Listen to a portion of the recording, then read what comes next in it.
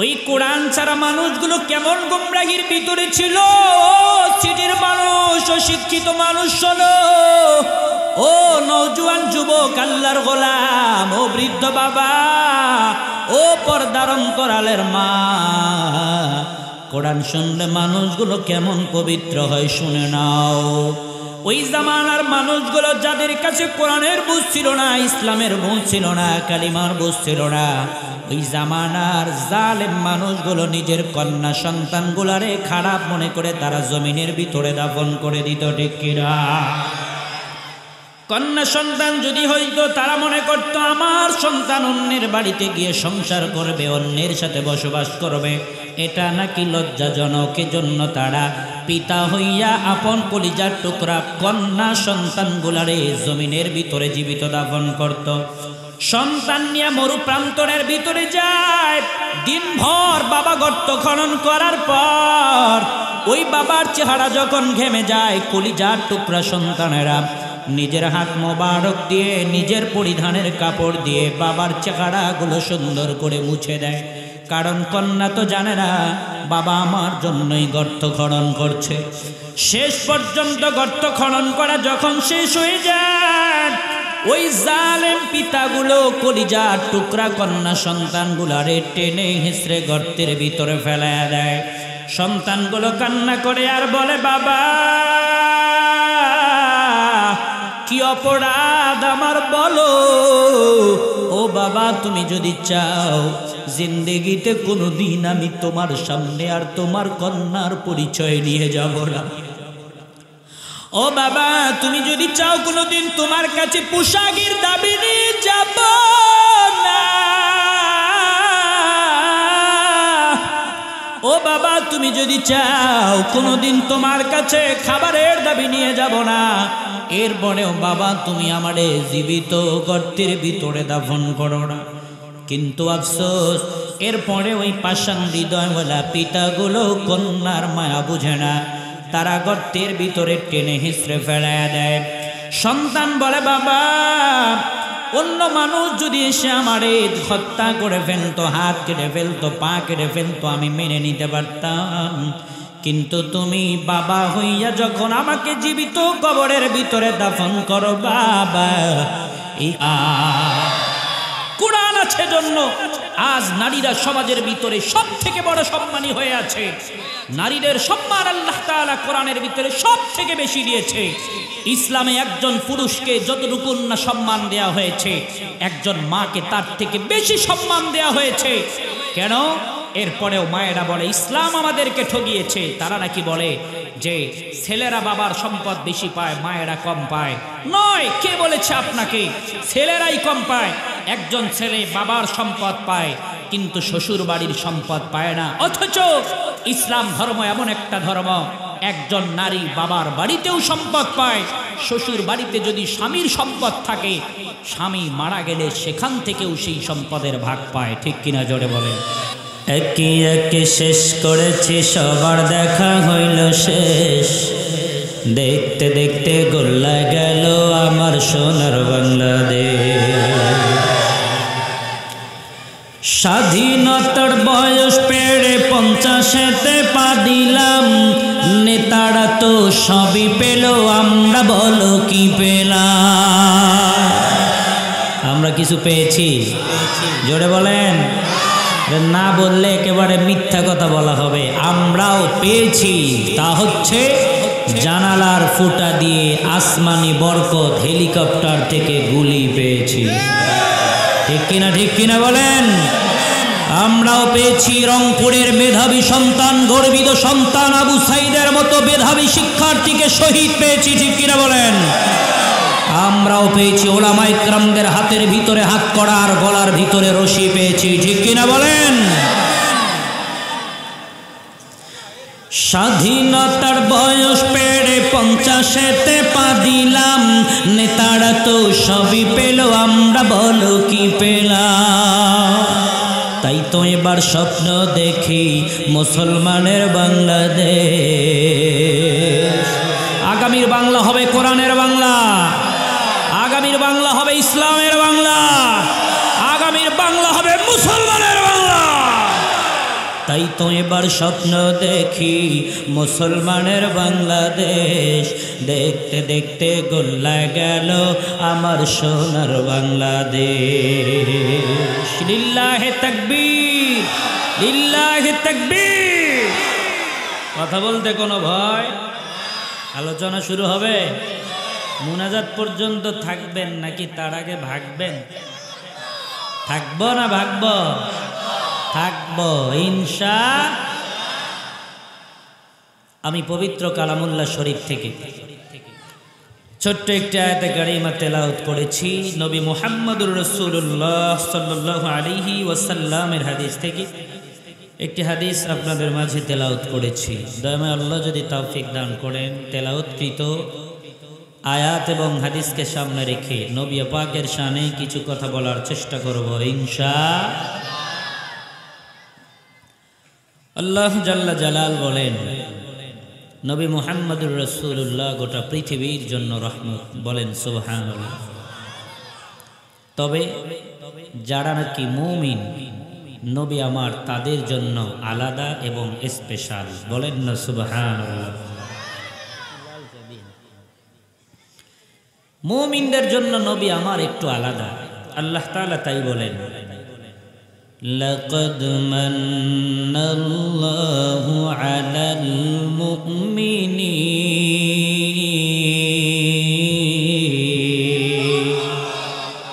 কোরআন যখন তেলাওয়াত করা হয়, যাদাতহুম ঈমানা, ঈমানদারের ঈমানের ব্যাটারিতে চার্জ হয়, এজন্য জবান দিয়ে আল্লাহু আকবারও বের হয়। তার জবানের আওয়াজ তত বেশি, যার অন্তরে ঈমানের পাওয়ারের ব্যাটারিতে চার্জ হবে যত বেশি। এজন্য কোরআন তেলাওয়াত হলে আপনারা আল্লাহু আকবার বলবেন। আবারও বলছি, রেডি থাকে। লাকাদ মান্নাল্লাহু আলাল মুমিনিন।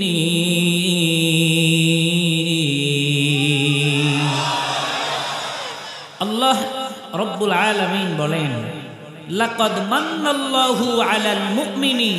যারা নাকি মুমিন, নবী আমার তাদের জন্য একটু আলাদা, আল্লাহ তাআলার পক্ষ হতে বিশেষ অনুগ্রহ। বলেন না সুবহানাল্লাহ। কেন এ কথা আল্লাহ তাআলা বলেন, ইয বা'আসা ফীহিম রাসূলাম মিন আনফুসিহিম। আল্লাহ তাআলা বলেন, আমি তোমাদের মধ্য হতে তোমাদের কাছে আমার রাসূল প্রেরণ করেছি। বলেন সুবহানাল্লাহ। মানুষের মধ্য হতে আল্লাহ তাআলা নবী বানালেন কেন? মানুষ তো মানুষের কাছেই মনের কথা খুলে বলতে পারে, অন্য কোন প্রাণীর কাছে মনের কথা খুলে বলতে পারে? এখান থেকে আরেকটা জিনিস শিক্ষা নেওয়া দরকার। ও পৃথিবীর মানুষ শোনো, নেতা তাড়ে বানাও, মনের কথা যার কাছে খুলে বলতে পারবা। অথচ ইতিপূর্বে আমার বাংলায় যত নেতা ছিল, তাদের কাছে মনের কথা খুলে বলবো তো দূরের কথা, তাদের চামুচ টামুচের সাথেই কথা বলা যায় না, ভাবেই আলাদা। কথা বলেন, কথা বলেন। আবার মনের কথা তাদের কাছে খুলে বলবো তো দূরের কথা, আফসোসের সাথে বলতে হয় বাংলার জমিনে আল্লাহর কোরআনের কথা পর্যন্ত পারমিশন ছাড়া বলতে দেওয়া হয়নি। ঠিক কিনা? এখন কোনো পারমিশন লাগে? জোরে বলেন, কোনো পারমিশন লাগে? স্পষ্ট ভাষায় আমি জানাইয়া দিতে চাই, আমি নিয়ামুল হক বিপ্লবী, বাংলাদেশের প্রথম বিপ্লবী। এই বিপ্লবী থেকে হাজারো বিপ্লবী। স্পষ্ট কথা আমার রংপুর চিনি থেকে জানাইয়া দিতে চাই, তা কিয়ামত পর্যন্ত কেউ যদি কোরআনের পারমিশনের কথা বলে, যে আঙ্গুল দিয়ে পারমিশন লেখার কথা বলবে, বাংলার তাওহীদি জনতা তার ওই হাত টেনে ছিঁড়ে কুকুরকে রাস্তা করাবে। কথা বলেন ঠিক কিনা?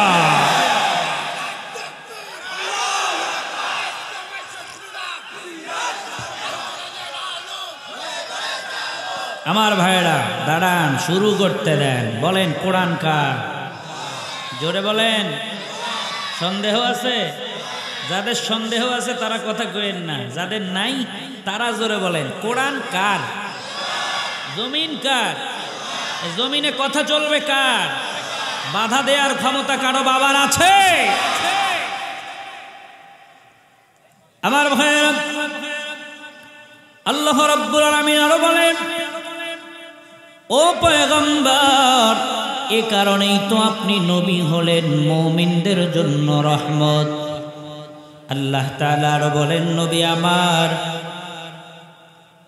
লাকাদ মান্নাল্লাহু আলাল মুমিনিনা ইয বা'আসা ফীহিম রাসূলাম মিন আনফুসিহিম ইয়াতলু আলাইহিম আয়াতিহি ওয়া ইউযাক্কিহিম।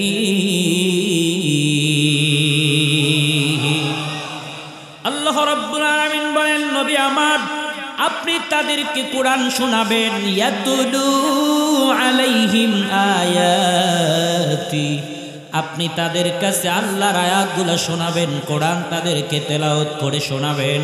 কেন? মানুষ কোরআন চিনলে কি হয়? ও পৃথিবীর মানুষ শোনো, আল্লাহ বলেন ওয়া ইউযাক্কিহিম, কোরআন শোনায়া শোনায়া আপনি তাদেরকে পবিত্র করেন। বলেন সুবহানাল্লাহ। কোরআন শুনলে মানুষ পবিত্র হয়, কথা কার? এ কারণেই তো ইতিপূর্বে যারা নাকি ছিল কোরআনের দুশ্মন, যারা নাকি ছিল ইসলামের দুশ্মন, এরা বলে কোরআনের মাহফিল হবে না, এরা মাদ্রাসা পছন্দ করে না, এরা উলামা ইকরাম পছন্দ করে না, এরা ইমামদেরকে পছন্দ করে না। কারণ তারা জানেন তারা হলো অপবিত্র। আর কোরআন শুনে বাংলার মানুষগুলো যদি হয়ে যায় পবিত্র, অপবিত্র মানুষের রাজত্ব পবিত্র মানুষ গ্রহণ করবে না। অপবিত্র মানুষগুলো যদি পবিত্র হয়ে যায় কোরআন শুনে শুনে, তাহলে তাদের রাজত্ব বাংলার জমিনে চলবে না। আমার ভাইয়েরা, এজন্য তারা বলে কোরআনের মাহফিল বাংলার জমিনে হবে না। কারণ মনে করেন, আমার রংপুর শহরের সবথেকে দামি মসজিদের ইমামও যদি হয়, উনি যদি তাড়াহুড়া করে কোথাও থেকে এসে 1 নাম্বার তথা হিসু ছেড়ে অজু ছাড়া নামাজে দাঁড়ায়া যায়, আপনারা যারা দেখবেন ইমাম সাহেব ব্যস্ততার কারণে অজু ছাড়া নামাজে দাঁড়ায় গেছে, বলেন তো আপনারা ওই ইমামের পিছনে ইক্তেদা করবেন? জোরে বলুন। কেন? ইমাম যদি মক্কা মদিনার সুরেও নামাজ পড়ায়, পাঞ্জাবি যদি লম্বাও হয়, দাড়ি টাপি যদি সুন্দর হয়, কিন্তু ইমামের যদি অজু না থাকে, বাংলার মানুষ তার পিছনে নামাজ পড়বে? ঠিক তেমনি করে ইতিপূর্বের জালেমরা জানে, বাংলার মানুষ যদি কোরআন শুনে শুনে পবিত্র হয়ে যায়, তাহলে তাদের রাজত্ব বাংলার জমিনে হয়ে যাবে ক্ষয়। এটাই তাদের অন্তরের ভিতরে ভয়। এজন্য তারা বলে কোরআনের মাহফিল যেন পারমিশন ছাড়া না হয়। তাহলে কোরআন শুনলে মানুষ পবিত্র হয়। আজ আমরা সবাই পবিত্র হয়ে তারপরে বাড়ি যাব ইনশাআল্লাহ। রাব্বুল আলামিন তাই তো বলেন, ইয়াতুলু আলাইহিম আয়াতিহি ওয়া ইউযাক্কিহিম। নবী আমার, আপনি তাদেরকে কোরআন শোনান, তাদেরকে আল্লাহর আয়াতগুলো তেলাওয়াত করে শোনান। কেন? তারা পবিত্র হবে, আমি তাদেরকে পবিত্র করব। ও লালবাগ এলাকার মানুষ শোনো, ও বাবুখার মানুষ, ও রংপুর সিটির মানুষ শোনো, কোরআন শুনলে মানুষ পবিত্র হয়। কোরআন শুনলে জাহান্নামী মানুষগুলো জান্নাতি হয়। কোরআন শুনলে পথ বলা মানুষগুলো পথের দিশা পায়, কথা কার? আল্লাহ রাব্বুল আলামিন আরা বলেন, ওয়া ইউআল্লিমুহুমুল কিতাবা ওয়াল হিকমা। নবী আমার, আপনি তাদেরকে কিতাব শিক্ষা দেন, আপনি তাদেরকে হিকমত শিক্ষা দেন। কেন আপনি তাদেরকে কিতাব শিক্ষা দিবেন? কেন আপনি তাদেরকে হিকমত শিক্ষা দিবেন নবী গো? এ কারণেই, ওয়া ইন কানু মিন ক্বাবলু লাফি দালালিম মুবিন।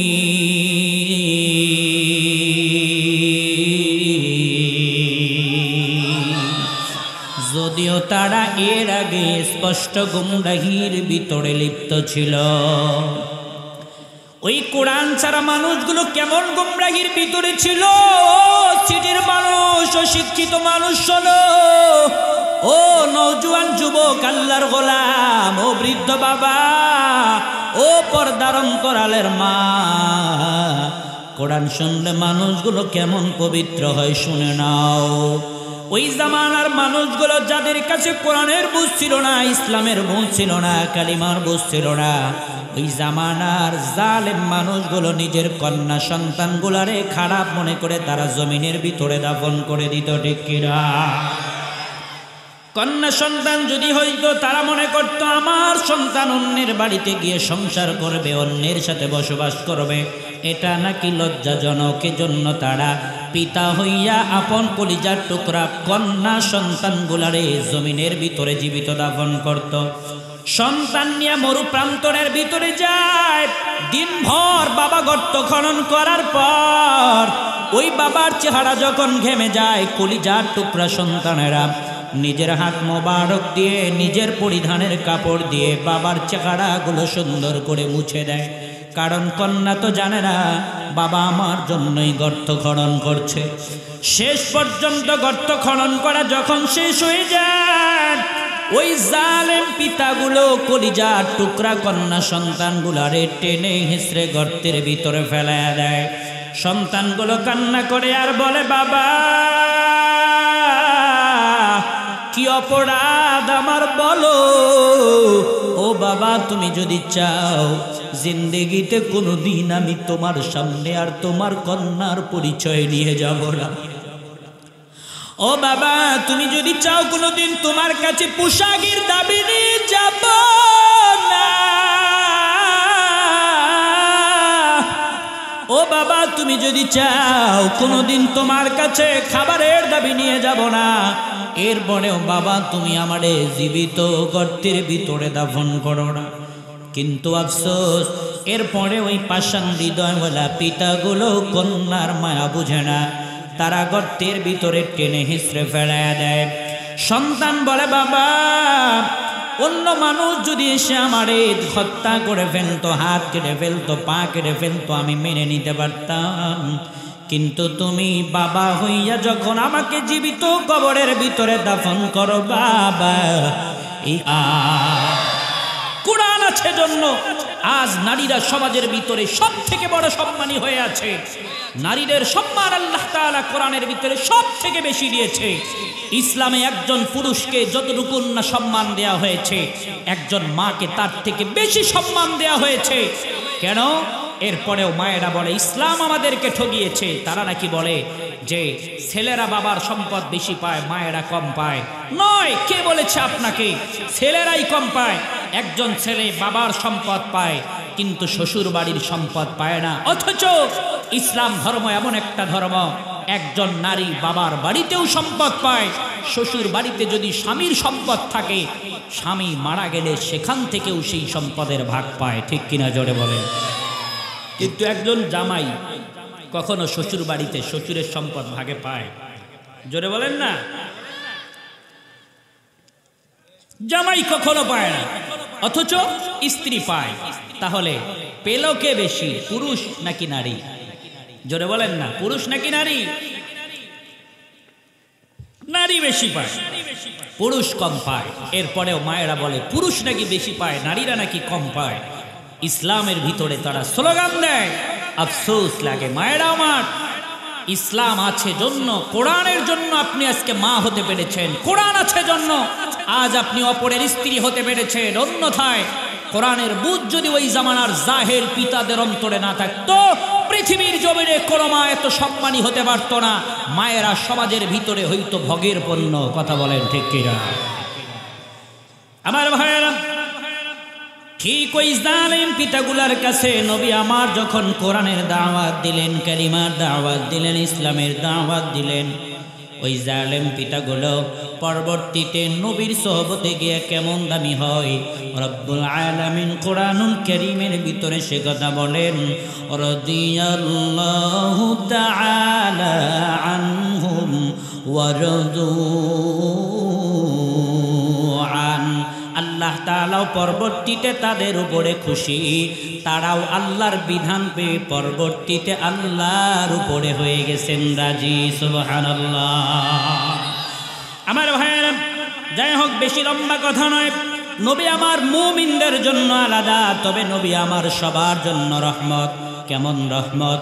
কোরআনুল কারীমের প্রথম নাম্বার সূরা, যেই সূরা আমরা ফজরেও তেলাওয়াত করি, আসরেও তেলাওয়াত করি, মাগরিবেও তেলাওয়াত করি, ইশার নামাজেও তেলাওয়াত করি, ফরজ সুন্নত ওয়াজিব নফল সমস্ত নামাজের ভিতরে যেই সূরা তেলাওয়াত করি, ওই সূরার নাম হলো সূরাতুল। এই সূরাতুল ফাতিহার ভিতরে রব্বুল আলামিন সুন্দর করে বলেন, যারা তেলাওয়াত করতে জানেন নেকির উদ্দেশ্যে আমার সাথে তেলাওয়াত করেন। আলহামদুলিল্লাহি রাব্বিল আলামিন। আল্লাহ রব্বুল আলামিন বলেন, সমস্ত প্রশংসা তার রব্বুল আলামিন, যিনি হলেন জগৎ সমূহের রব। আলম মানে এক বচন, আলামিন হলো বহু বচন। আলম মানে একটা দুনিয়া, আলামিন মানে অনেক দুনিয়া, অনেক জগৎ। যত জগৎ আছে আওয়াজ দিয়া বলেন তো, সমস্ত জগতের যিনি রব তিনি কে? আমার ভাইয়েরা, আল্লাহ রব্বুল আলামিন তিনি যেমন জগৎ সমূহের রব, আর আমার আপনার নবীর ব্যাপারে আল্লাহ রব্বুল আলামিন জানায় দেয়, ওরে নবীর উম্মতের দল, খুশিতে আল্লাহু আকবার বলার জন্য জবানে জমা করো বল। আল্লাহ তাআলা বলেন, ওয়ামা আরসালনাকা ইল্লা রাহমাতাল লিল আলামিন।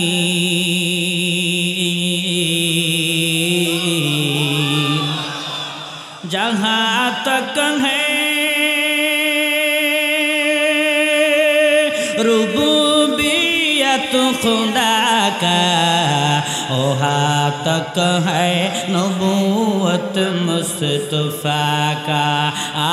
इमामुल अव्वलीन अल आखिरीन, बहर सदका रहमतल लिल आलमीन। शुद्ध वजूदाश रहमतल लिल आलमीन। मस्जिदे ओ शुद्ध हमारो जमीन। বলেন মারহাবা, আর জোরে বলেন মারহাবা। ও বৃদ্ধ বাবা, ও নওজোয়ান যুবক, ও পর্দার অন্তরালের মা, আমার আল্লাহ যেমন রব্বুল আলামিন, আর আমার আপনার নবীর ব্যাপারে আল্লাহ জানায়া দেয়, নবী আমার হলেন রহমাতুল লিল আলামিন। আল্লাহ যেমন জগৎ সমূহের জন্য রব, আর নবী আমার হলেন জগৎ সমূহের জন্য রহমত। নবী আমার এই জগতেও রহমত, পর জগতেও রহমত। নবী আমার মুমিনের জন্য রহমত, নবী আমার বেঈমানের জন্য রহমত। নবী আমার হিন্দু খ্রিস্টান বৌদ্ধ নাসারা বেঈমান, হাজি গাজী মোল্লা মাঝি, চাষা চাষি, নায়ক নায়িকা, গায়ক গায়িকা, নারী পুরুষ সবার জন্য রহমত। কথাকার আরো জোরে আওয়াজ দিয়া বলেন কথাকার। এ বন্ধু, নবী আমার বেঈমানদের জন্য রহমত। এই কারণেই তো নবীর কারণে ওই জামানার বেঈমানেরাও খেয়েছে, মুসলমানেরা নামাজ পড়েও খায়, বেঈমানেরা বেঈমানি করেও খায়, মুসলমানেরা আল্লাহকে মেনেও খায়, বেঈমানেরা আল্লাহর বিরোধিতা করেও খায়। কারণ নবী আমার রহমত, ওই রহমতের কারণে সেই রহমত উপভোগ সবাই করে। কথা গান ঠিক কিনা? ওই জামানার ভিতরে নবীর কারণে বেঈমানেরা খেয়েছে, আজ নবী নাই। তবে আল্লাহ তাআলা বলেন, ইন্নামা ইয়াখশাল্লাহা মিন ইবাদিহিল উলামা।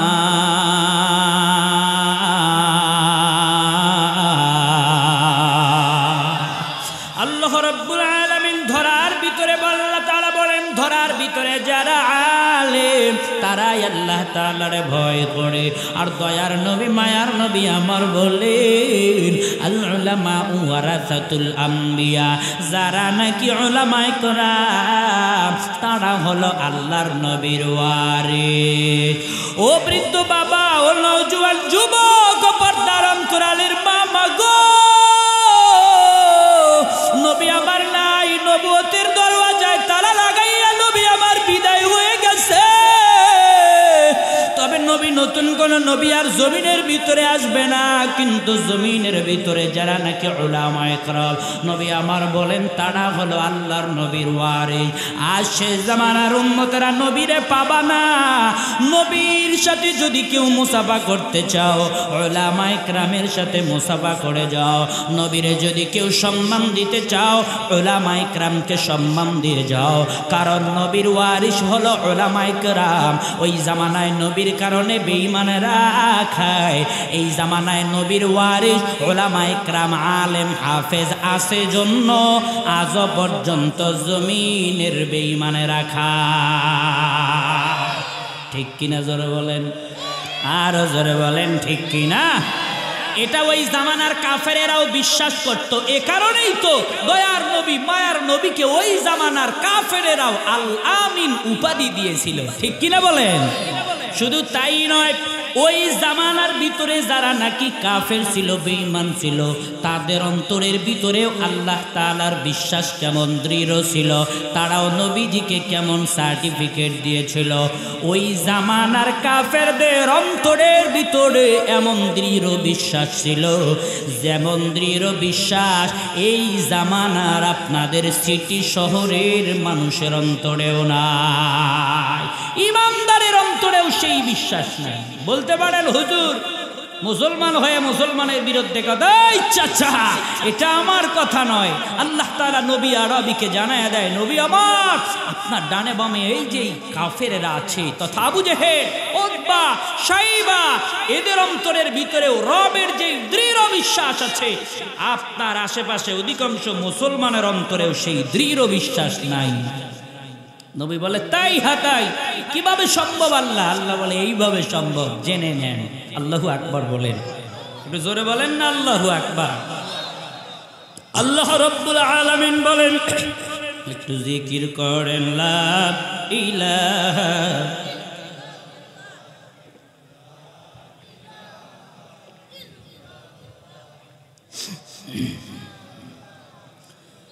লা ইলাহা ইল্লাল্লাহ আলা ইয়াসাকিনাল কসরিল মুআল্লাক সাতুদফানু আন করিবিন ফিতুরাবি লাহু মালাকুই ইউনাদি কুল্লা ইয়াউমিন লিদুনিল মাউতি ইয়াবনু লিল খরাবি কলিলুল উমরি নাফি দারি দুনিয়া ওয়া মারজিউনা ইলা বাইতি তুরাবি লা ইলাহা ইল্লাল্লাহ জড়ে লা ইলাহা ইল্লাল্লাহ লা ইলাহা ইল্লাল্লাহ লা ইলাহা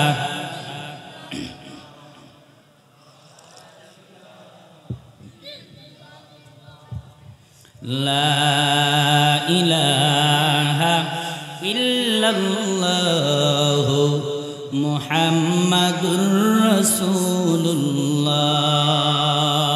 বলুন সাল্লাল্লাহু আলাইহি ওয়াসাল্লাম। আমার ভাইয়েরা বলতেছিলাম, নবী আরবিকে আল্লাহ তাআলা বলে, নবী আমার আপনার ডানে বামে এমনও কাফের আছে যাদের অন্তরে আল্লাহর বিশ্বাস এমন দৃঢ় আছে, যেই বিশ্বাস অধিকাংশ মুসলমানের ভিতরেও নাই। বলেন না, তাদের ভিতরেও মিলায় না। আল্লাহ তাআলা বলে, নবী আমার তাহলে দেখেন তারা কারা এবং কিভাবে। রব্বুল আলামিন বলেন, ওয়ালাইন সাআলতাহুম মান খালাকাস সামাওয়াতি ওয়াল আরদ, আল্লাহ রাব্বুল আলামিন বলেন, নবী আমার আপনি যদি তাদেরকে জিজ্ঞাসা করেন মান খালাকাস সামাওয়াতি ওয়াল আরদ, কে বানিয়েছেন আসমান, কে বানিয়েছেন জমিন, আল্লাহ বলেন নবী আমার অবশ্যই অবশ্যই তারা বলবেন লা ইয়াকুলুনাল্লাহ, আসমান জমিন যিনি বানিয়েছেন তিনি হলেন আল্লাহ। বলেন তো আসমান জমিনের বানানেওয়ালা কে? জোরে বলেন।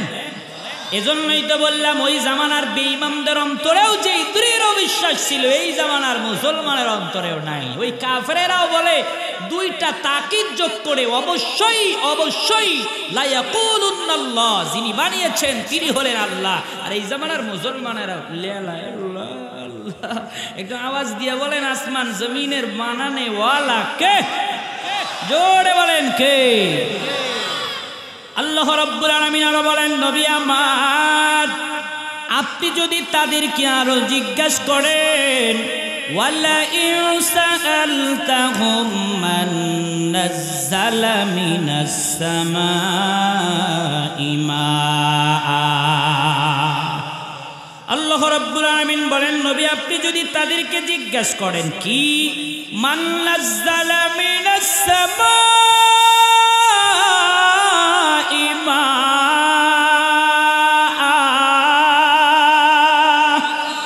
কে আসমান থেকে পানি দেয়, আবার ওই আসমানি পানিগুলো দিবার পর কে ওই মৃত জমিনগুলারে জীবিত করে, আবার জীবিত করিয়া কাঠের মতো শক্ত জমিনগুলারে কে উর্বর ভূমিতে পরিণত করে, উর্বর ভূমিতে পরিণত করার পর আমের সময় আম, জামের সময় জাম, কাঁঠালের সময় কাঁঠাল, কলার সময় কলা।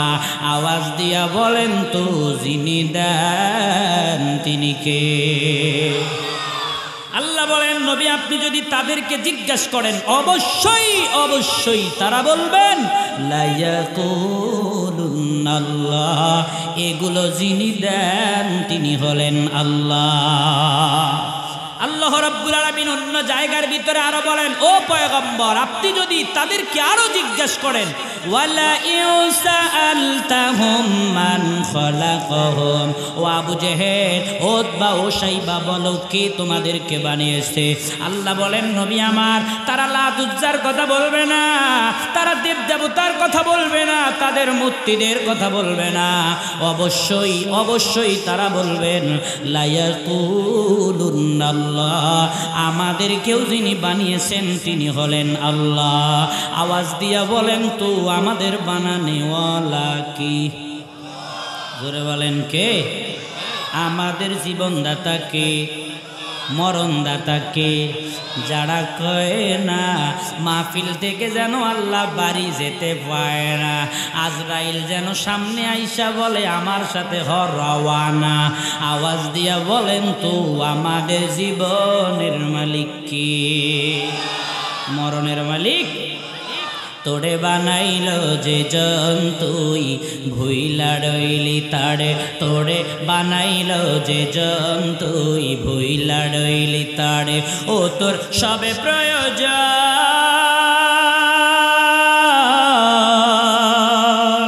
ও তোর সবে প্রয়োজন পূরণ করেন তিনি, তবুও তারে ভুলিস কেমন করে? তোরে বানাইল যে জন্তুই ভুইলা রইলি তারে, তোরে বানাইল যে জন্তুই ভুইলা রইলি তারে। আর একবার আওয়াজ দিয়া বলেন আমাদের বানানেওয়ালা কে? ওই জামানার কাফেরেরাও বলে আমাদের বানানেওয়ালা আল্লাহ, আর এই জামানার মুসলমান হবার পরেও কিছু নাস্তিকেরা বলে মানুষ নাকি এমনি এমনি হয়। আবার কয়েকদিন আগে তো জালেমের প্রতিনিধি শিক্ষামন্ত্রী নামে প্রতিবন্ধী, আমি বলি ওই বেহায়া নারী দীপুমণি নয় তো নষ্টামির খনি, সে তো বলে মানুষ নাকি বানর থেকে হয়। আচ্ছা বাবা বলেন তো জীবনে কোনো দিন দেখেছেন একটা মানুষ বানর থেকে হয়? আমাদের রংপুরে চিড়িয়াখানা আছে না নাই?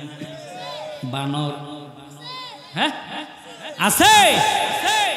বলেন তো জীবনে কোনোদিন দেখেছেন ওই বানরগুলা থেকে একটা মানুষ হইছে? যারা দেখছে তারা তো চুপ করে আছে, যারা দেখেনি তারা জোরে বলেন দেখেছেন একটা মানুষ বানর থেকে হয়? হ্যাঁ হয়। বলেন তো আমাদের বাবার পরিচয় আছে না নাই?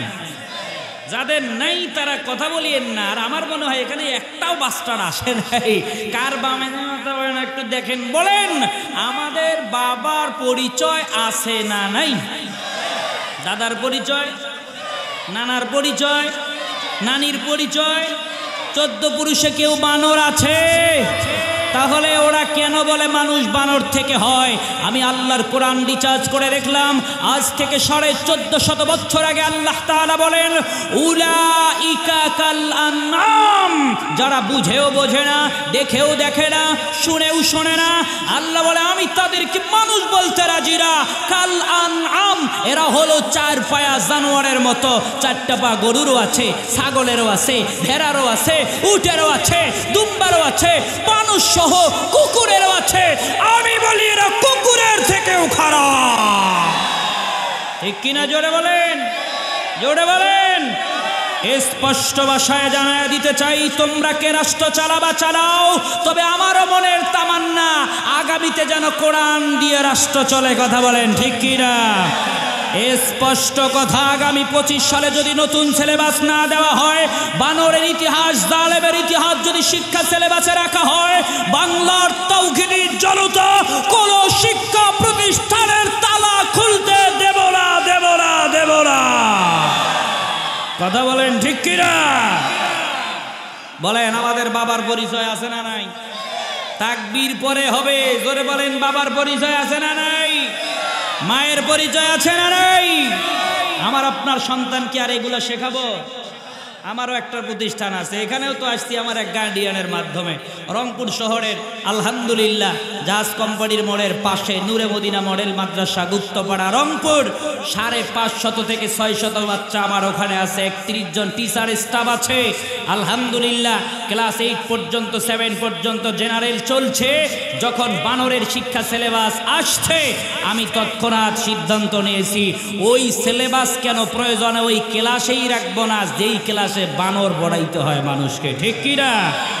তাই আগামীতে শুধু আমার এখানে বন্ধন করলে চলবে না, বাংলার কোথাও বানরের শিক্ষা সিলেবাস চলতে দেব না, দেব না, দেব না। কথা বলেন ঠিক কিনা আমার ভাইয়েরা? তাহলে ওই জামানার কাফেরেরাও বলে আমাদেরকে বানাইছে যিনি তিনি হলেন আল্লাহ, আর এই জামানার নাস্তিকেরাও বলে মানুষ নাকি বানর থেকে হয়। এদের থেকে বড় জালেম আর কেউ আছে? আর কেউ আছে? এজন্যই তো ওই জামানার কাফেরও যদি কোনো দোয়া করেছে তো রব্বুল আলামিন সেই দোয়াটাই কবুল করেছে। সুবহানাল্লাহ বলেন না?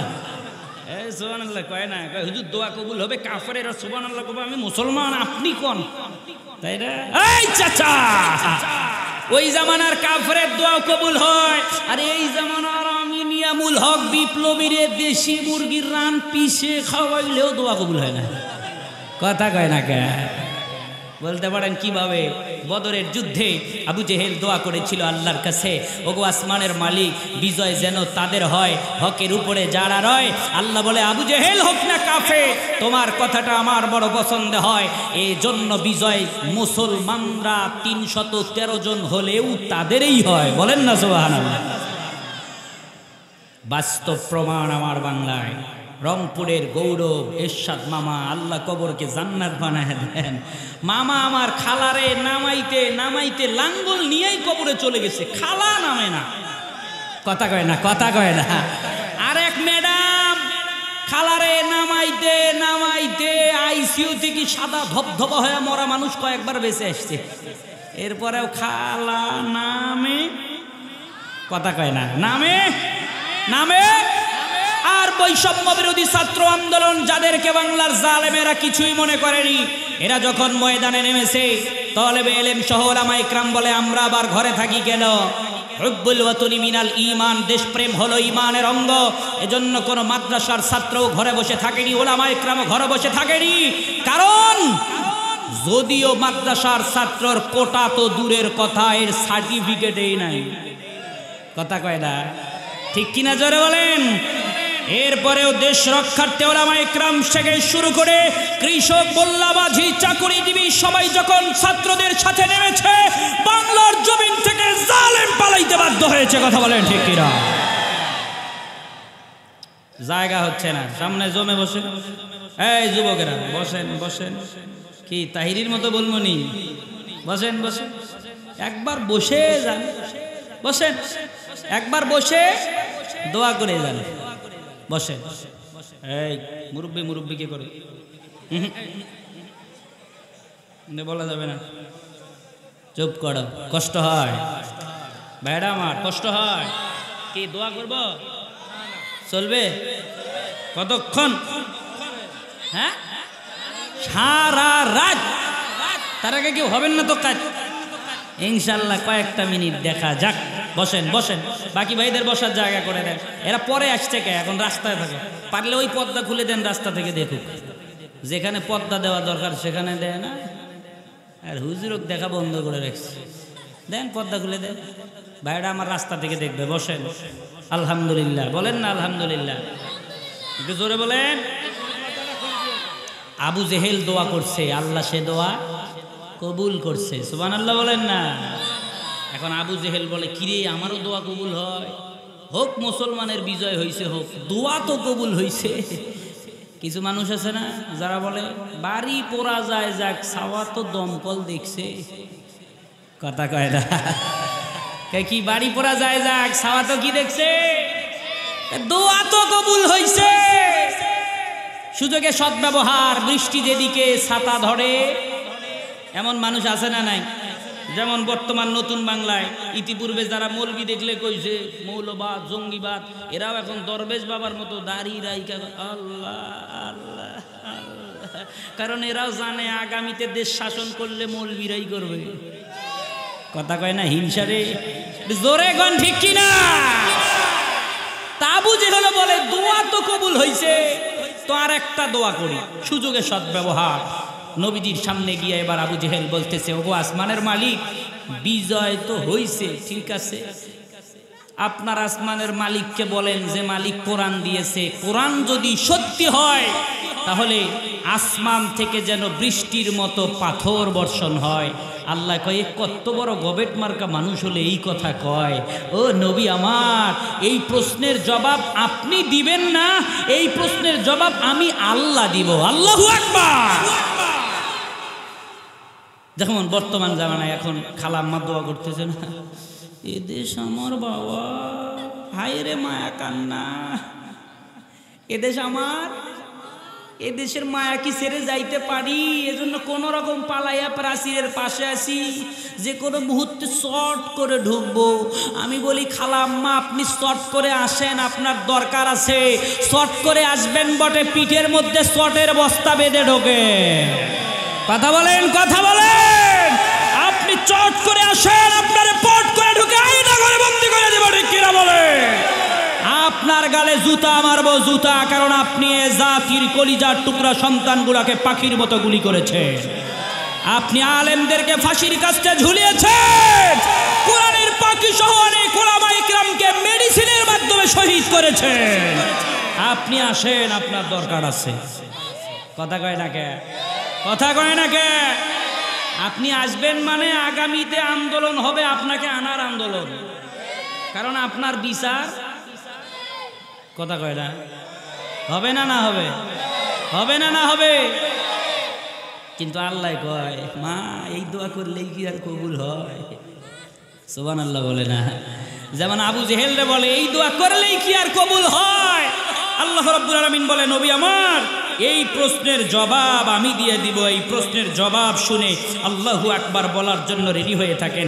আল্লাহ যেই প্রশ্নের জবাব দেয়, ওয়া মা কানাল্লাহু লিয়ুআযিবাহুম ওয়া আনতা ফীহিম। আল্লাহ বলেন, যতদিন পর্যন্ত জমিনে আমার নবী থাকবে ততদিন পর্যন্ত জমিনে গজব আসবে না। নবী হলো রহমত, পাথর হলো গজব, তাই রহমত জমিনে থাকতে গজব জমিনে আসবে। আমার ভাইয়েরা, এজন্য বলতেছিলাম নবী আমার সবার জন্য রহমত। নবী আমার এই দুনিয়াতেও যেমন বেঈমানদের জন্য রহমত, আমাদের জন্য রহমত। কোন হিন্দু খ্রিস্টান বৌদ্ধ বাবা আমার দুশ্মন নয়, তোমরাও আমার বন্ধু। তোমাদেরকে বোঝানোর জন্য বলছি, ইতিপূর্বের কোন জালেম সম্প্রদায়ের জ্ঞাতা গোষ্ঠী, ওয়াট অমুক তমুক গোষ্ঠী, তোমরাও আমার দুশ্মন না, তোমরাও আমার বন্ধু। তোমাদেরকে বোঝানোর জন্য বলছি, শোনো, নবী আমার সবার জন্য রহমত, ঠিক কিনা? এই জমিনেও নবী যেমন সবার জন্য রহমত, বড় জমিনেও রহমত। এ বন্ধু, এই কারণেই তো একজন মাইয়াতকে কবরের ভিতরে রাখার পর ওই কবরটা কারো জন্য হবে জান্নাতের টুকরা, আবার কবর কারো জন্য হবে জাহান্নামের টুকরা। তবে ওই কবরটা শুধু শেষ নয়, ওই কবর থেকে এক ময়দানের ভিতরে আল্লাহ রব্বুল আলামিন উঠাবেন, যেই ময়দানের নাম হলো ময়দানে মাহশার তথা কিয়ামতের ময়দান, ঠিক কিনা? ওই ময়দানের ভিতরে আল্লাহ রব্বুল আলামিন উঠায়া তার কুদরতি সিংহাসনের ভিতরে বসবেন। আল্লাহ তাআলা বসে বসে সুন্দর করে সামনে নিয়ে সবাইকে বলবেন, লিমানিল মুলকুল ইয়াউম।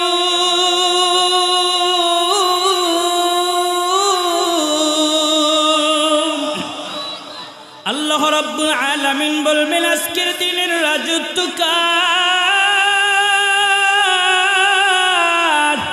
আজকের দিনের বাদশাহী কার? কোথায় দুনিয়ার নেতা, কোথায় দুনিয়ার বাদশাহ, কোথায় দুনিয়ার বড় বড় পদের লোক? লিমানিল মুলকুল ইয়াউম। একটু পরে আল্লাহ রব্বুল আলামিন জবাব দিয়ে দিবে, শোনো, লিল্লাহিল ওয়াহিদিল কাহ্হার।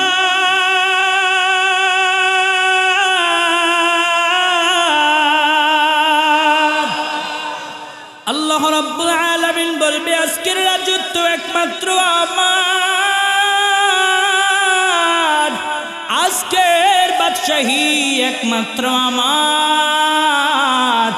আজ আর কারো রাজত্ব চলবে না, আজ আর কারো বাদশাহী চলবে না। সবাই নীরব হয়ে যাবে, নিস্তব্ধ হয়ে যাবে। হায় হায়, আমরা এখন ময়দানের ভিতরে আসলাম, আমরা তো কবরেই ছিলাম। আলামিন আমার আপনার সেই দিনের কথাগুলো সুন্দর করে তুলে ধরেছেন। আল্লাহ বলেন, ইয়া ওয়াইলানা মান বা'আসানা মিন মারকাদিনা।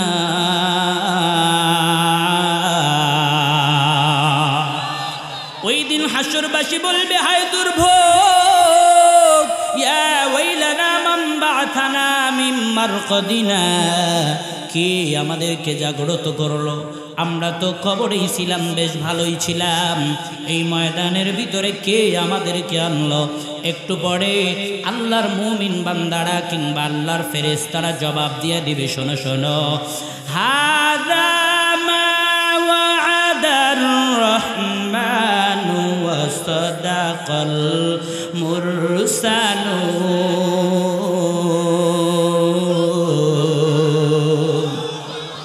বলা হবে, এই ময়দান তো সেই ময়দান যেই ময়দানের ওয়াদা আল্লাহ তাআলা তোমাদেরকে দিয়েছে। এই ময়দান তো সেই ময়দান যেই ময়দানের সত্তাই তো নবী রাসূলুল্লাহ জমিনের ভিতরে করেছে। ওয়া সাদাকাল মুরসালুন, যেই ময়দানের কথা তোমাদেরকে নিয়ামুল হক বিপ্লবী বলেছে, যেই ময়দানের কথা তোমাদের মসজিদের ইমাম তোমাদেরকে বলেছে, যেই ময়দানের কথা উলামায়ে কিরাম তোমাদেরকে হাতে ধরে পায়ে ধরে বুঝিয়েছে, হাযা মা ওয়া'আদার রহমানু ওয়া সাদাকাল মুরসালুন।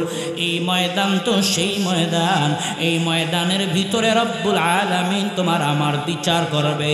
এবার সবাই বলে, যাই হোক, বিচার যেন তাড়াতাড়ি হয়, এই ময়দানের কষ্ট আমরা আর সহ্য করতে পারি না। হাসরের ময়দান কেমন ভয়াবহ ময়দান রে যুবক, ও পর্দার অন্তরালের মা, মাগো, ওই দিন মায়েরা সন্তানের পরিচয় ভুলে যাবে, সন্তানেরা মা বাবার পরিচয় ভুলে যাবে। ওই ময়দানের ভিতরে বেঈমানদেরকে ঘামের লাগাম বড়ানো হবে। ঘামের লাগাম আবার কি? হাদিসের ভিতরে এসেছে ঘামের লাগাম মানে মানুষের নাক বরাবর ঘামের পানিতে মানুষ হাবুডুবু করবে, নিঃশ্বাস নিতে পারবে না, নাক দিয়ে যদি ঘাম ঢুকে যায় কথা বলতে পারবে না, জবান দিয়ে যদি আবার পানি ঢুকে যায়। আমার ভাইয়েরা, ওই ময়দানের ভিতরে কারণে মানুষগুলা বলবে আল্লাহ আমি জান্নাতি হলে হব কিংবা জাহান্নামী হলে হব, এরপরে এই ময়দানের ভিতরে আমি আর থাকতে পারবো না, তুমি বিচার শুরু করে দাও। কিন্তু আল্লাহ তাআলাকে কেউ এই কথা বলার সাহস পাবে না। সবাই চলে যাবে প্রথম মানব আদম পয়গম্বরের কাছে, গিয়া বলবে পয়গম্বর আপনি না প্রথম মানব, আল্লাহকে বলেন একটু যেন বিচার শুরু করে। আদম পয়গম্বর বলবে না না, আজ আমি আল্লাহর সামনে এই কথা বলার সাহস পাবো না। এবার সবাই যাবে নূহ পয়গম্বরের কাছে। নূহ পয়গম্বর বলবে না আমিও পারবো না। এবার সবাই যাবে ইব্রাহিম পয়গম্বরের কাছে। ইব্রাহিম পয়গম্বর বলবে আমি পারবো না। সবাই যাবে মুসা কালিমুল্লাহর কাছে, গিয়া বলবে পয়গম্বর আপনি না কালিমুল্লাহ, কালিমুল্লাহ মানে আপনি তো আল্লাহর সাথে কথা বলেন, আজকে একটু কথা বলে আমাদের বিচারের ব্যবস্থা করেন। মুসা কালিমুল্লাহ বলবে আমি পারবো না। এবার সবাই যাবে ঈসা রূহুল্লাহর কাছে। ঈসা রূহুল্লাহ বলবে আমিও পারবো না, তবে আমি তোমাদেরকে জায়গা দেখা দেই, যাও শেষ জামানার পয়গম্বর ইমামুল আম্বিয়া মুহাম্মাদুর রাসূলুল্লাহর কাছে যাও। এবার সবাই যাবে আমার আপনার নবী মুহাম্মাদুর রাসূলুল্লাহর কাছে। গিয়া যখন নবী পাকের সামনে বলবে নবী আমার সিজদায় পড়ে যাবে, কতকাল সিজদায় থাকবে এটা কেউ জানে না, কি বলবে এটাও কেউ জানে না, তবে এতটুকু জানা যায় আল্লাহর নবী আমার সিজদায় পড়ে বলবে আল্লাহ আপনি তো উত্তম দেনেওয়ালা। ওরে নবীর উম্মতের দল আল্লাহু আকবার বলার জন্য রেডি থাকো। আমার আপনার মালিক আমার বলবে ও নবী আমার আপনি নবীও হলেন উত্তম নেনেওয়ালা। দুহাত উঁচু করে বলেন আল্লাহু আকবার, চিল্লা বলেন আল্লাহু আকবার। আল্লাহ নবী বলে আল্লাহ আপনি উত্তম দেনেওয়ালা, আর আল্লাহ বলে আপনি নবী উত্তম নেনেওয়ালা। জমিনের ভিতরে ভিক্ষুক যদি আইসা কয় ওই 10টা টাকা দাও, সকাল থেকে খাই না, বলে টাকা মনে হয় তোর বাবার। আবার অনেক সময় জমজ ফকির দেখা যায়, একটা ন্যাংরা একটা ভেংরা, একটা কানা একটা খোরা, জমজ গাড়ি। একজন বলে আমার আল্লাহ নবীজির নাম, আর একটা টাকা দিয়ে যান।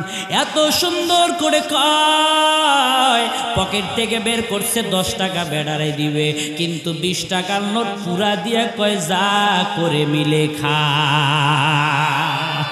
ঠিক কিনা জোরে গান। আল্লাহর নবীও বলে আল্লাহ আপনি হলেন উত্তম দেনেওয়ালা। আমার আল্লাহ বলে নবী আমার আপনি নবী হলেন উত্তম নেনেওয়ালা। এবার নবী বলে আল্লাহ আপনি বিচার শুরু করেন, নয়তো মাথা উঠাবো না।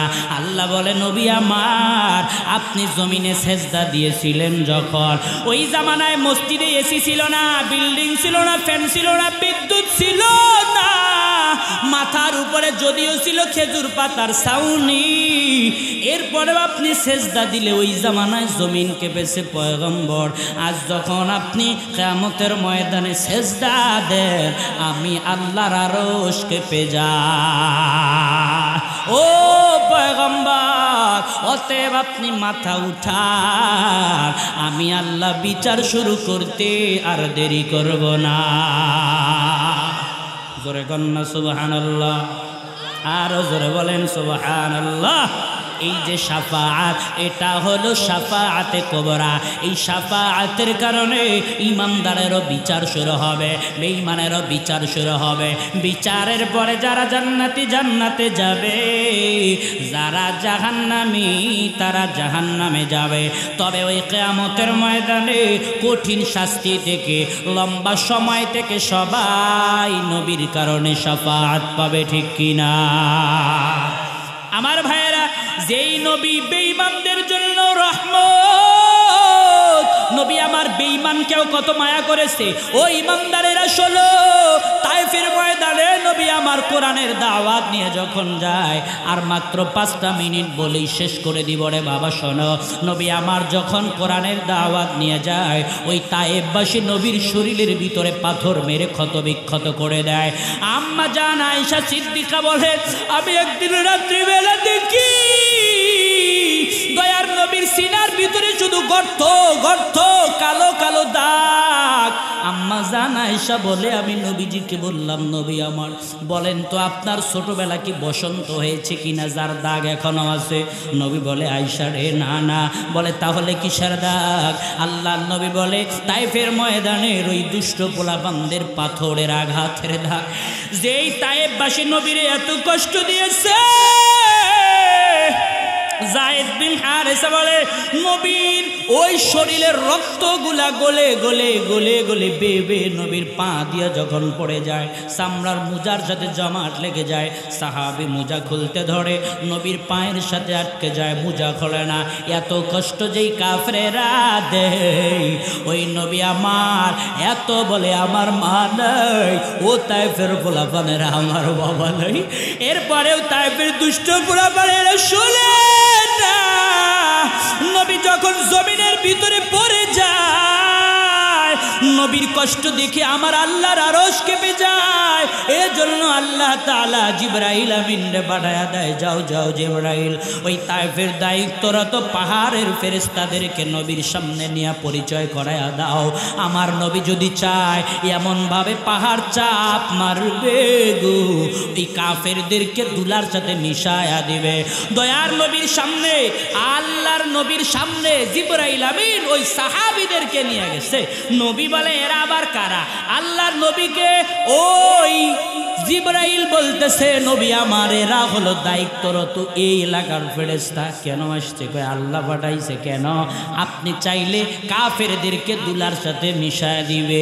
এই কথা শোনার পর আল্লাহর নবী দুহাত আল্লাহর দিকে বাড়াইয়া চোখের পানি ঝরাইয়া আল্লাহর নবী কান্দে আর দোয়া করে, আল্লাহুম্মা উম্মতি, আল্লাহুম্মা উম্মতি। ও আসমানের মালিক, ও জমিনের মালিক, তো আমার উম্মতের হবে কি? এমন আযাব আর এমন গজব তুমি দিও না। ও আসমানের মালিক, হতে পারে এদের মধ্যে হতে কেউ আপনার খাঁটি গোলাম বের হবে, আমি নবীর খাঁটি উম্মত বের হবে। অতএব তুমি এদেরকে ধ্বংস করিও না। যেই নবী বেঈমানদেরকেও এত ভালোবেসে, যে ইমানদারদেরকে কেমন ভালোবাসছে। এই উম্মতেরা শোনো, নবী আমার বলে, কেউ যদি মারা যায়, ধন সম্পদ রেখে যায়, ওই সম্পদের মালিক তার সন্তানাদি হয়। কিন্তু তোমাদের মধ্যে কেউ যদি এমন মারা যায় যার সম্পদ নাই বটে, ঋণ আছে, ওই ঋণের জিম্মাদার আমি নবী। বলেন না সুবহানাল্লাহ। চলো চলো চলো মুমিন, চলো নবীর সন্ধানে, নবী বিনে কে তড়াবে ফুল সিরাত মিজানে, নবী বিনে কে তড়াবে ফুল সিরাত মিজানে। এমন তিন নবী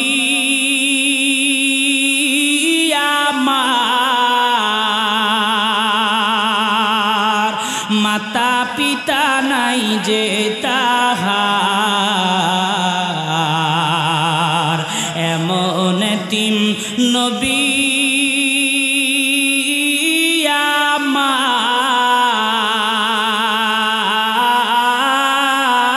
আমার, মাতা পিতা নাই যে তাহার।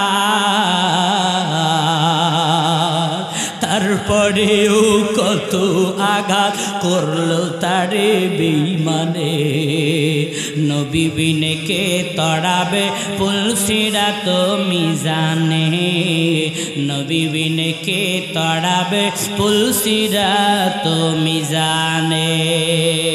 ওরে নবীর উম্মতের দল, যেই নবী উম্মতরে এত ভালোবাসছে, ওই উম্মতেরা ওই নবীর জন্য কি করলাম? নবী টাকা চায় না, পয়সা চায় না, জায়গা চায় না, বাড়ি চায় না। নবী আমার বলেন মান আহাব্বা সুন্নতি, যে আমার সুন্নত মোহাব্বত করলো, ওয়ামান আহাব্বানি, সে আমি নবীকে মোহাব্বত করলো। আর যে আমি নবীকে মোহাব্বত করলো, ওয়ামান আহাব্বানি কানা মাই ফিল জান্নাহ, সে আমি নবীর পাশে নবীর সাথে জান্নাতে জায়গা করে নিল। জোরে কন্যা সুবহানাল্লাহ। নবীর জন্য নবী আমার কিছু চায় না, উম্মত মানবে সুন্নাত আর নবী জায়গা দিবে নবীর পাশে জান্নাতে। বলেন না সুবহানাল্লাহ। সে সুন্নত মানার দরকার আছে না নাই? আয় চাচা 2 মিনিট বলেন, দোয়া করে দিব, বসেন। আর ওঠা উঠি নেই, সামন থেকে আসাও নেই। 12টাই শেষ করব, ওয়াদা দিয়েছি, তাই 12টাই শেষ। সুন্নত সেই নবীর কি, নবীর সুন্নত মানতে খুব কষ্ট লাগে না? নবীর সুন্নত রাস্তা দিয়ে চলতে চলতেও হয়।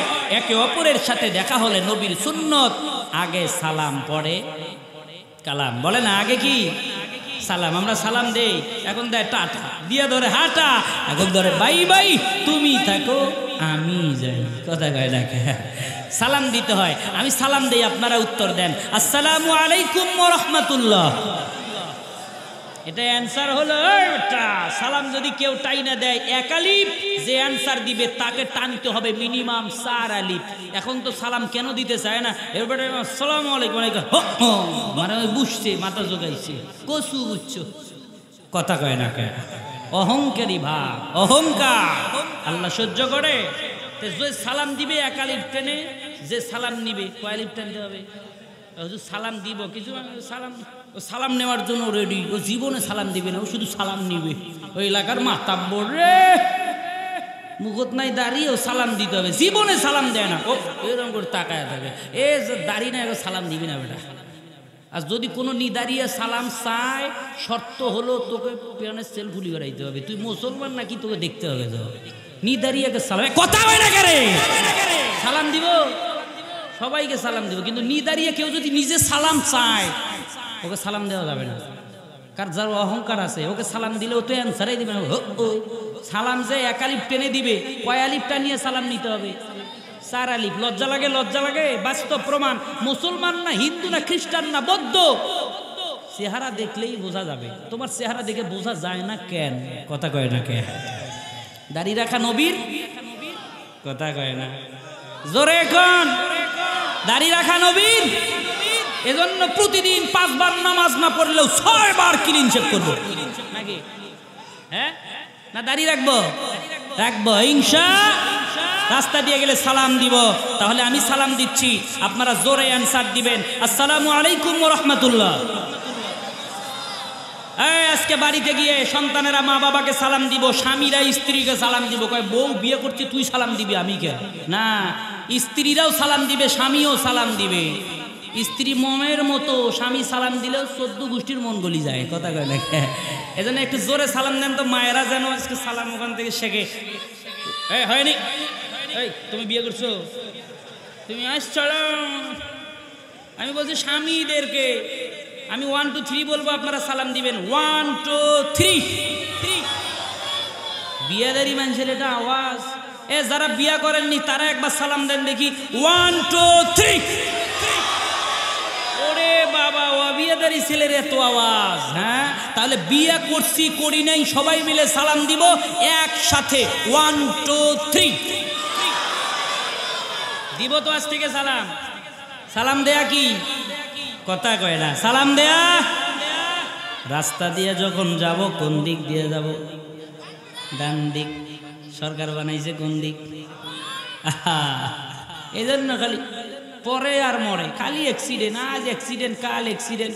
নবী সুন্নত মানবি না তো মরবি না। কথা কয় না। রাস্তা দিয়ে চললে কোন দিক দিয়ে চলবো? তাই বলে গাড়ি নিয়ে আবার ডান দিক দিয়ে যায়, অ্যাক্সিডেন্ট হয় মরি। এখন যে সুন্নত মানি মরে গেছি, সরকার কখনো যদি আবার আইন ঘুরায় সেটা পরে, গাড়ি না চালাইয়া কমাস কম যখন হাঁটবো কোন দিক দিয়ে হাঁটবো বাবা? কোন দিক দিয়া? ডান দিক দিয়া। মনে থাকবে তো? আল্লাহর ঘর মসজিদে যাব, সেখানেও নবীর সুন্নাত দোয়া করব, আল্লাহুম্মা ইফতাহলি আবওয়াবা রাহমাতিক। মসজিদ থেকে বের হব, দোয়া করব, আল্লাহুম্মা ইন্নী আসআলুকা মিন ফাদলিক। মসজিদে যখন ঢুকবো ডান পা দিয়া ঢুকবো। কোন পা? জোরে বলেন কোন পা? ঢোকার সময় ডান পা, ডান হাত ডান পায়ের ওপরে একটা লাঠি মাইরা দেখায় দেন, শয়তান যেন আজ থেকে পালায়, মনে যেন থাকে মসজিদে ঢুকবো কোন পা। সবাই দেয় না, সবাই দেয় না, জোরে শয়তান পালাইতে হবে তো। কোন পা? মসজিদ থেকে বের হব কোন পা? বাম হাত খোলেন, খোলেন, খোলেন, হাত খোলেন। কোন পা? বলেন কোন পা? মনে থাকবে তো ইনশাআল্লাহ। বাথরুমে যখন যাব দোয়া করব, আল্লাহুম্মা ইন্নী আউযু বিকা মিনাল খুবুতি ওয়াল খাবাইস। ঢোকার সময় কোন পা দিয়া ঢুকবো? বাম পা। কোন পা? দেখান দেখান, কোন পা? বের হব কোন পা? খানা যখন কিংবা কোনো কিছু যখন সামনে আসবে দোয়া করব খানা, আল্লাহুম্মা বারিক লানা ফিমা রাযাকতানা ওয়া কিনা আযাবান নার। খানার শুরুতে কি বলবো? বিসমিল্লাহ বলে যদি কেউ খায়, নবী আমার বলে যায় খাবার যদি হালাল হয় কিয়ামতের ময়দানে এর জবাব দেওয়ার কোনো থাকবে না, ভয় বিনা হিসাব। সুবহানাল্লাহ বলে। তাহলে কি বলবো? জোরে বলে না, কি বলবো? মায়েরা আপনারাও নিয়ত করেন, কি বলবো? ভুলে গেলে বিসমিল্লাহি আউয়ালাহু ওয়া আখিরা। এবং খাবার যখন খাবো কোন হাত দিয়ে খাবো? জোরে দেখান, কোন হাত? তোলেন তোলেন তোলেন, কোন হাত? মায়েরাও হাত তোলেন, কোন হাত? ডান হাত। নামান হুজুর ডান হাত দিয়েই তো খাই, কিন্তু ডান হাত দিয়ে সিগারেট খাই আর বাম হাত দিয়ে চা খাই, এটা স্টাইল। হালালটা খায় বাম হাত দিয়ে, আর সিগারেট খায় কোন হাত দিয়ে? কোন হাত দিয়ে? আছে না নাই? আল্লাহ জানে যে ডান হাত দিয়ে সিগারেট আর বাম হাত দিয়ে চা খায়। এ জমিদার যে বাথরুমে গিয়ে কোন হাত দিয়ে ঘষে আল্লাহ জানে। এ মনে হয় ডান হাত দিয়ে ঘষে। যারা বাম হাত দিয়ে চা খায় এর থেকে নিকৃষ্ট সমাজে আর কেউ হতে পারে? হতে পারে? ওর সাথে মুসাফা করবেন না, গন্ধ লাগবে। কথা কয় না কে? যে বাম হাত দিয়ে খাবে তার সাথে মুসাফা করবো? করবো। 3 বার সাবান দিয়ে হাত ধুলে তারপরে করবো। তারপরেও যার রুচি আছে আমি করবো না। কথা কয় না কে? হ্যাঁ, বাম হাত দিয়ে চা খায়, ডান হাত দিয়ে সিগারেট। আবার খাইতে খাইতে বাথরুমে, ওখানে না খাইলে নাকি ওর ক্লিয়ারে হয় না, টাইনা উপরে দেয়, ফু নিচে ফেলে গু। আছে না নাই? কথা কয় না কে রে? বাথরুম করার সময় তো কুত্তাও খায় না, মানুষ কেমনে খায়? লজ্জা করে না? লজ্জা করে না? লজ্জা করে না? হ্যাঁ, সিগারেট খাওয়া ভালো জিনিস? হুজুর আমরা যখন সিগারেট খাই না, স্মার্ট ছেলে পেলে এখন খাই ডাল, এখন খায় গাঁজা, এখন খায় বাবা, এখন খাই ইয়াবা। কথা কয় না কে? আছে না নাই? আছে, আছে। যারা সিগারেট খায়, ও মায়েরা, কোন স্বামীর স্ত্রী তুমি? যারা সিগারেট খায় আর হাত দিয়া গন্ধ, ঠোঁট দিয়া গন্ধ, গাল দিয়া গন্ধ, দাড়ি দিয়া গন্ধ, কাপড় দিয়া গন্ধ, খেতা দিয়া গন্ধ, কম্বল দিয়া গন্ধ, আর স্ত্রী শুধু কান্দে, ও আল্লাহ রে, ওর বউ থাকে ওর সাথে জানি কেমনে রে। কথা কয় না কে রে? সিগারেট খাবো, কথা কয় না কে? ডাল তো ভাত খাবো কি দিয়ে? সব ডাল খাওয়া যায় না। আমি মসজিদে নামাজ পড়াই, সরকারি এক মসজিদ, ফায়ার সার্ভিস জামে মসজিদে।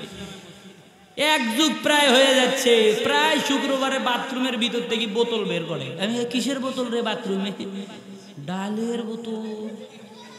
ওরে মাশাল্লাহ, এরা মনে করছে মসজিদের বাথরুমে খাইলেও কি আল্লাহ হিসাব নিবে? এই জন্য ভালো জায়গায় খায়। মসজিদের বাথরুমেও যে বোতল নিয়ে যায়, এর থেকে খারাপ আর কেউ আছে?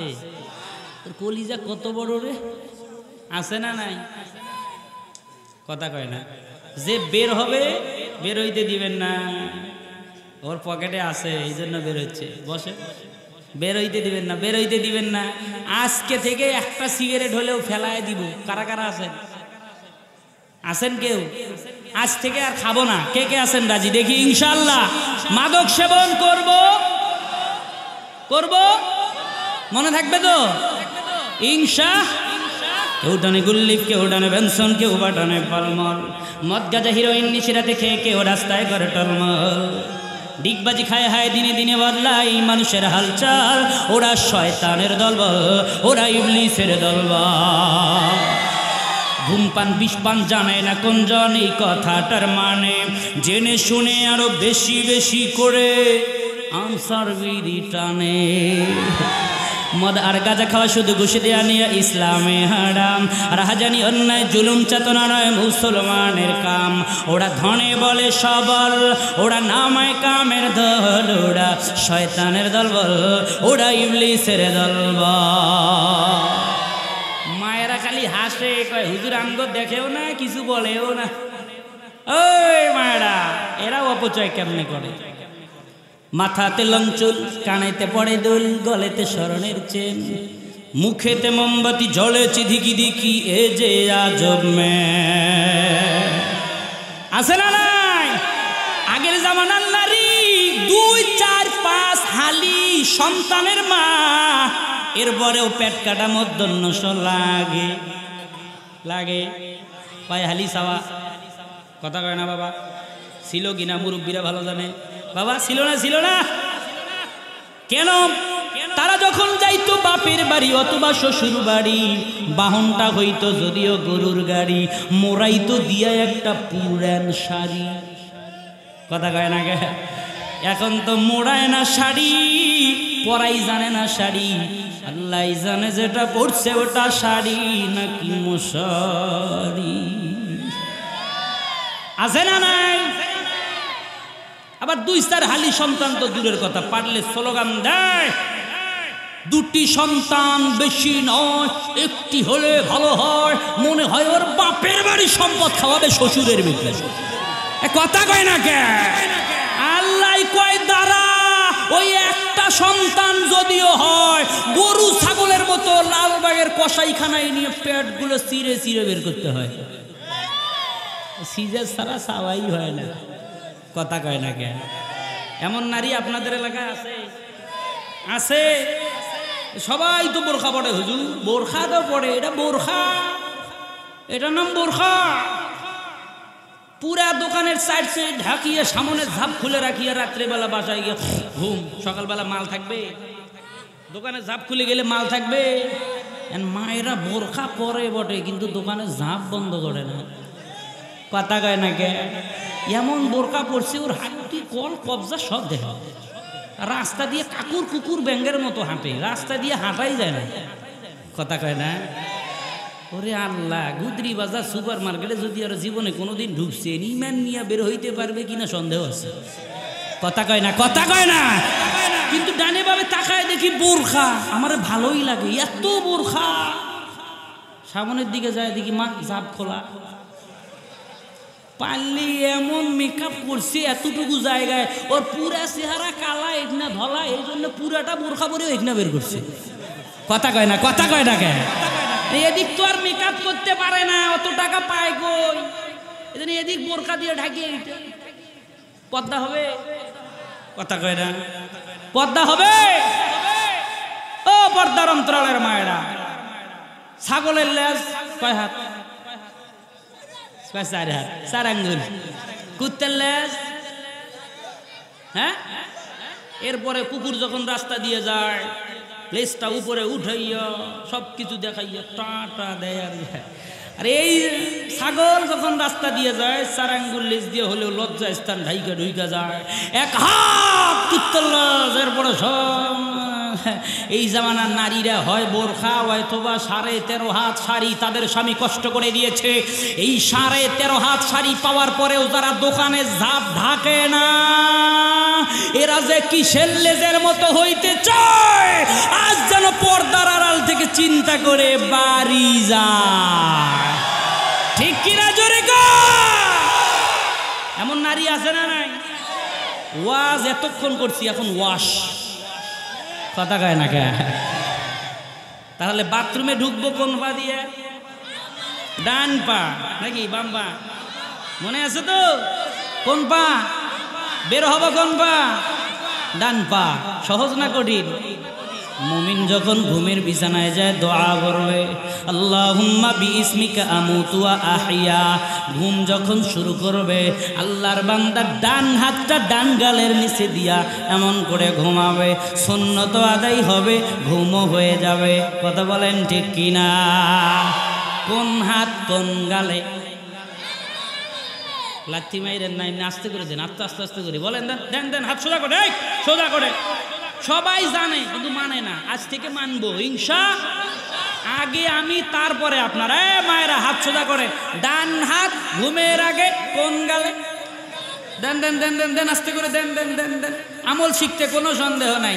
এই আর্মি, পুলিশ, র্যাব সবই জানে, তারপরে প্রতিদিন সকালবেলা করে না? করে না? প্রতিদিন কেন করা লাগে? তো জানে, মনে থাকে না। এই জন্য আমরাও সবই জানি। আমি জানি আমার থেকে অনেক জাননেওয়ালা মানুষেরা আছেন এখানে, তারপরে বলছি কেন? শয়তান পালায় যাক, অভ্যাস শুরু হয়ে যাক। বলেন কোন হাত কোন গালে, কোন ভাবে? মনে থাকবে তো? ঘুমও হলো, সুন্নত হলো। সুবহানাল্লাহ বলে না? জোরে বলেন।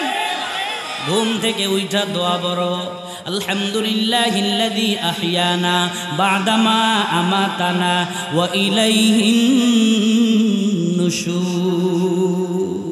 ঘুমও হলো, দোয়াও হলো। নবীর সুন্নত মানা কি খুব কঠিন হলো? কঠিন হলো? আরো অনেক সুন্নত আছে, আজ আর বলার সময় নেই। আগামীতে আবার দেখা হলে বলা হবে ইনশাআল্লাহ।